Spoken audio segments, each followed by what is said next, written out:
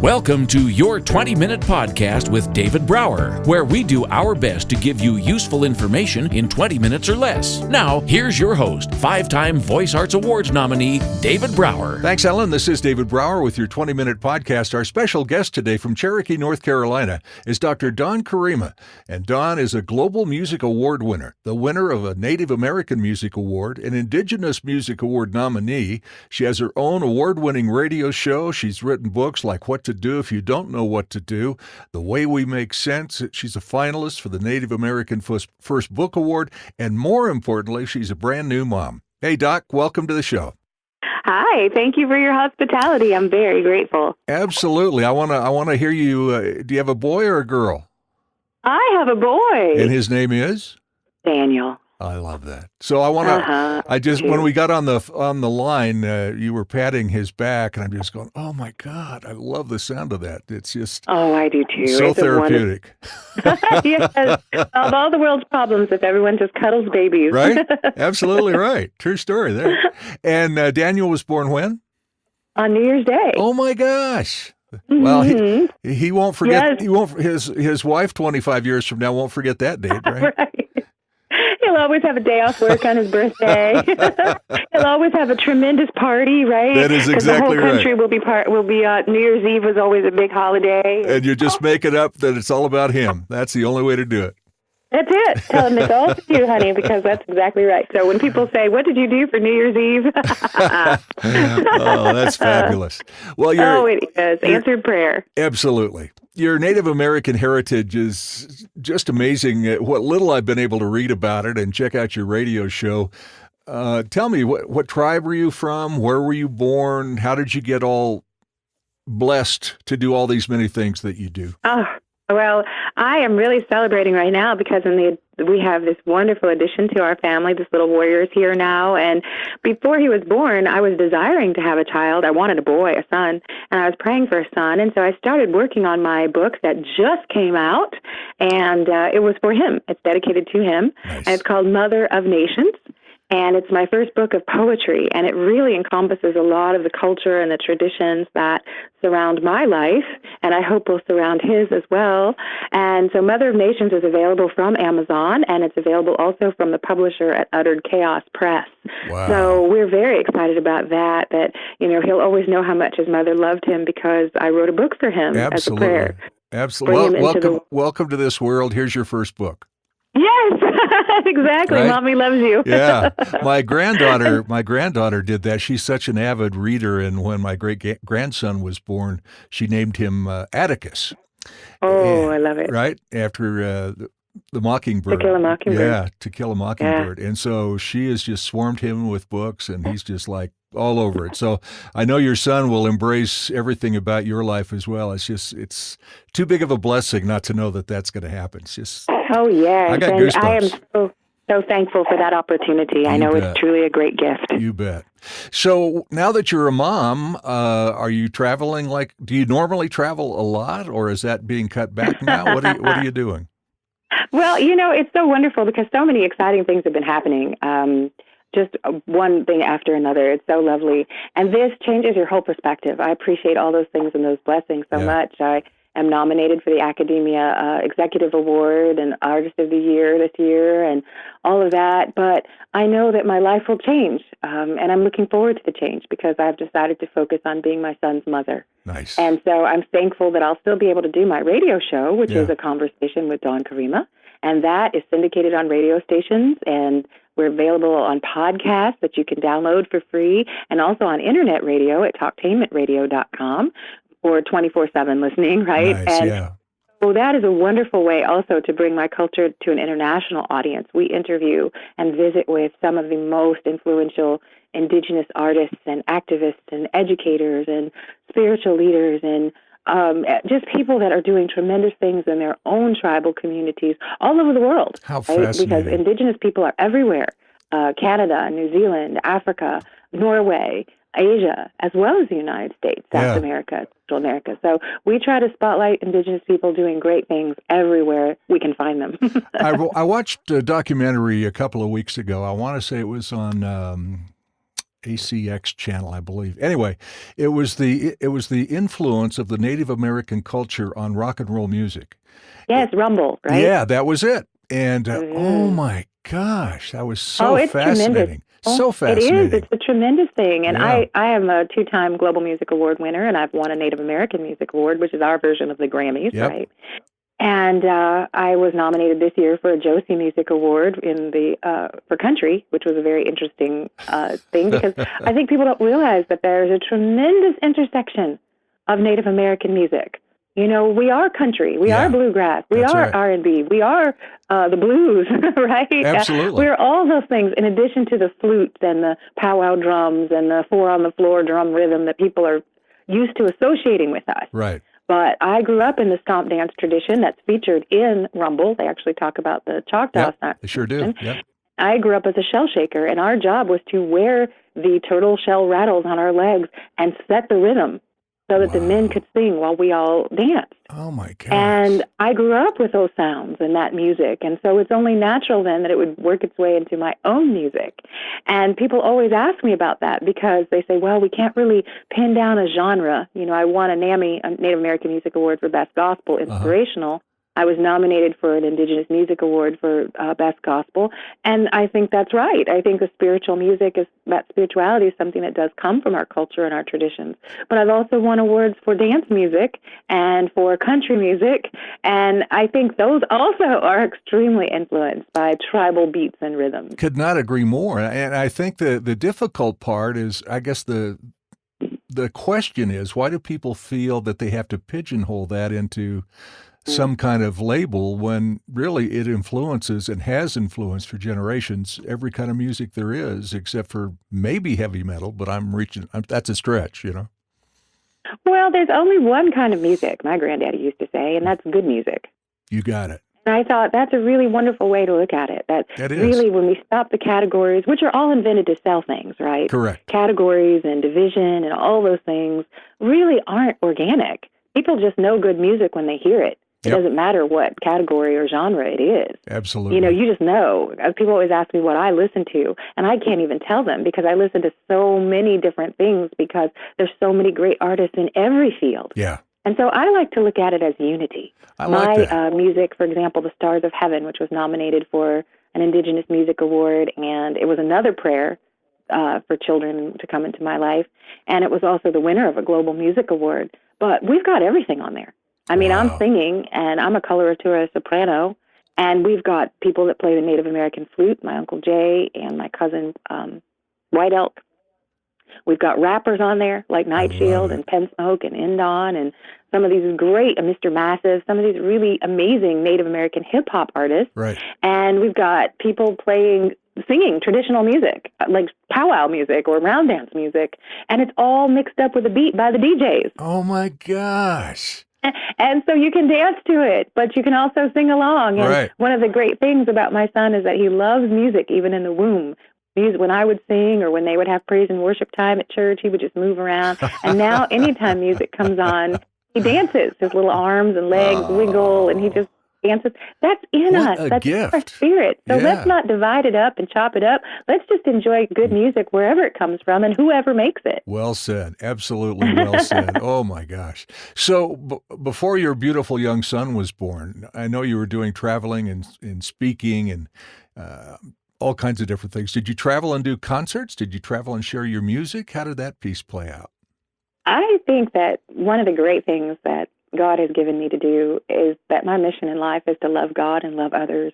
And that looks different in every situation. It does. Sometimes I love people by writing a book, like my new Mother of Nations, and they can read it and be inspired. Sometimes I travel to where they are, and I speak to a lot of organizations, corporations, conferences.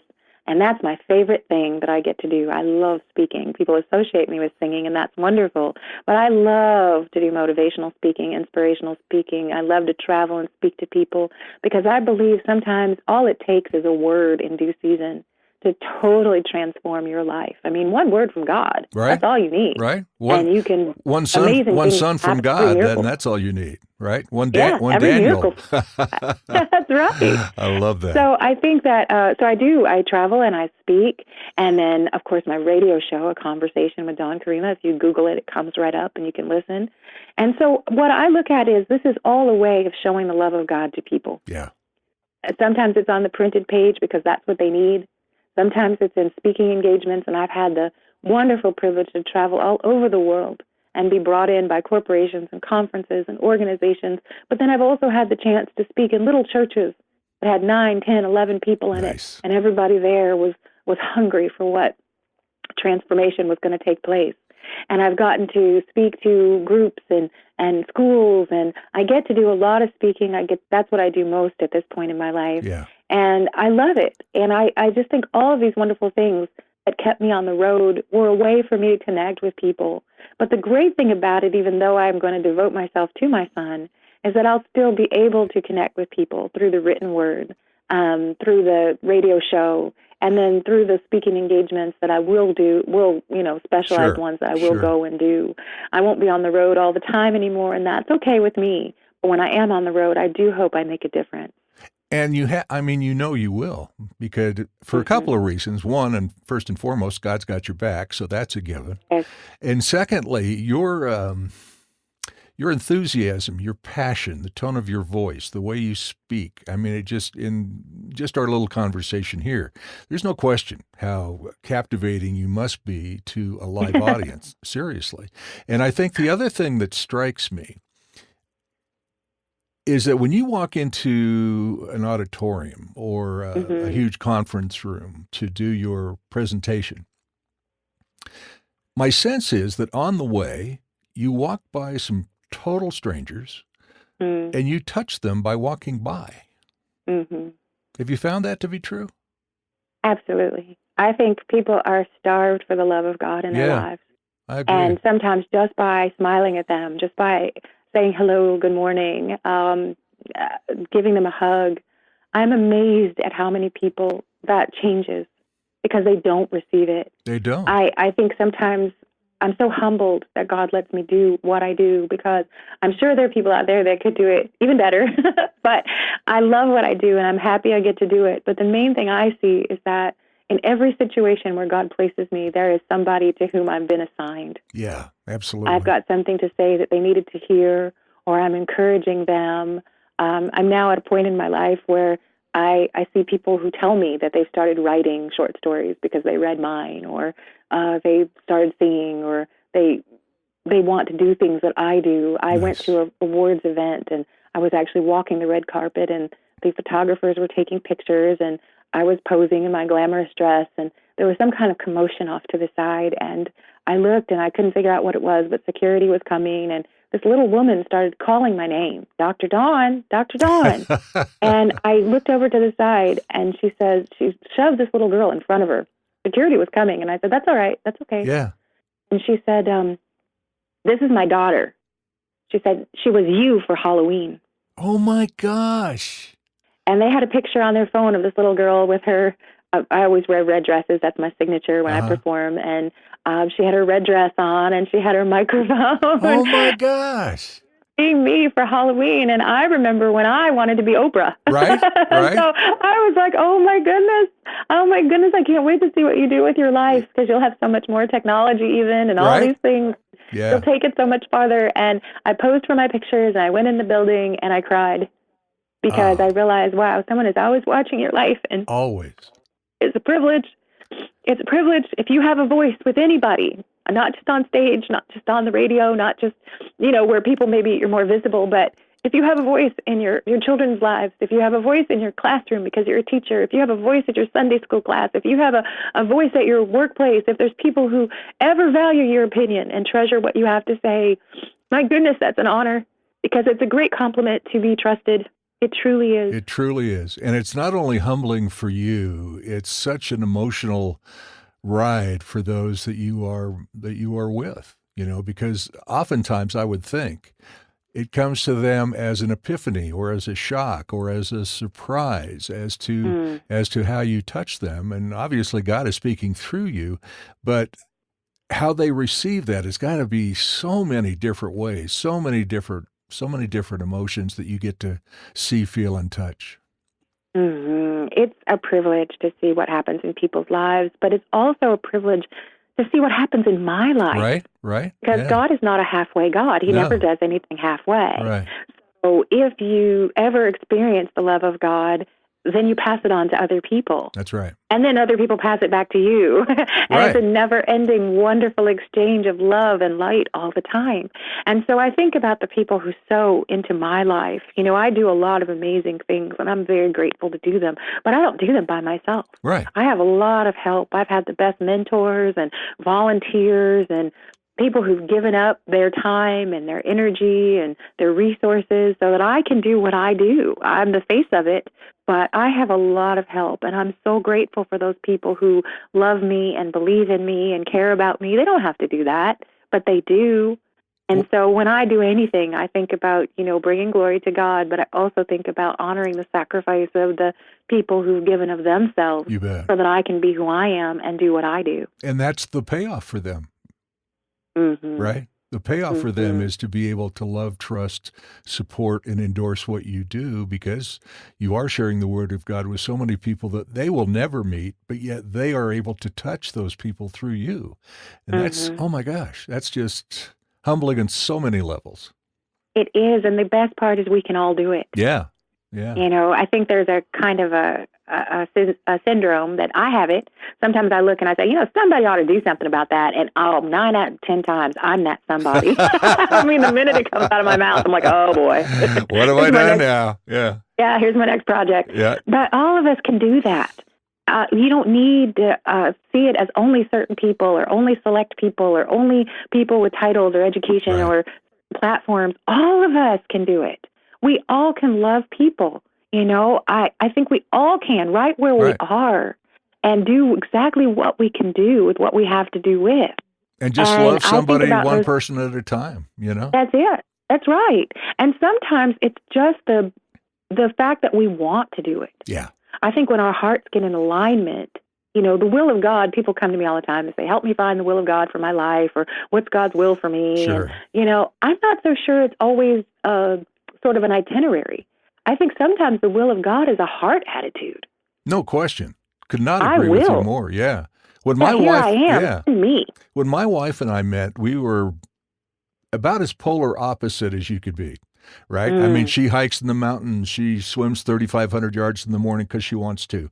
I ride my Harley and talk with my mouth. I mean, they're just, you know what I'm saying? So many different examples. But with that said, we have the same identical servant's heart. And that's what brought us together, right? And so, I mean, that's, oh my God, that's like blessings beyond blessings. So I get a small sense of what you're talking about. And if I could high five you and high five your young man, I certainly would. So we're about out of time. So I want to let people know how they can reach out to you. And I know your radio show, all you have to do is Google Conversation with Don Karima. That's Karima. Your books are on Amazon, and your music, I assume, is available all over the place, right? iTunes? Wherever they sell good music. There you go. Amazon, CD Baby. You can find us. Yeah, the music is out there. Don Karima, The Stars of Heaven and The Desire of Nations. Brand new book, Mother of Nations from Uttered Chaos Press. That's on Amazon. Don Karima is on Twitter and Instagram, and I have a Facebook fan page. All you have to do is like those, follow those, and you'll get inspirational, wonderful things that are happening and just, you know, uplifting. Sometimes in the middle of the day, you'll just need a little pick-me-up, and there you are right there on social media. I'm signing up as soon as we sign off. I got to tell you, I've had more goosebumps during this interview than I've ever had, and this is probably my 300th interview. Well, that touches my heart, but God gets all the glory for that. All the glory. Yeah, absolutely. Look way better than I actually am. Right. I understand that. Well, continued blessings to you and your family, and may Daniel wake up with the music and the book of Mama's Love. It's just, it's a fascinating life you have, and it's been a blessing for me to talk with you. Thank you. Dr. Don Karima, Karima. Listen to Your 20-Minute Podcast with David Brower on the go. Downloads are available on YouTube, Twitter, Facebook, iTunes, iHeartRadio, Spotify, any podcast app, and on our website at davidbrowervo.com/Your 20-Minute Podcast. Until next time, thank you for listening.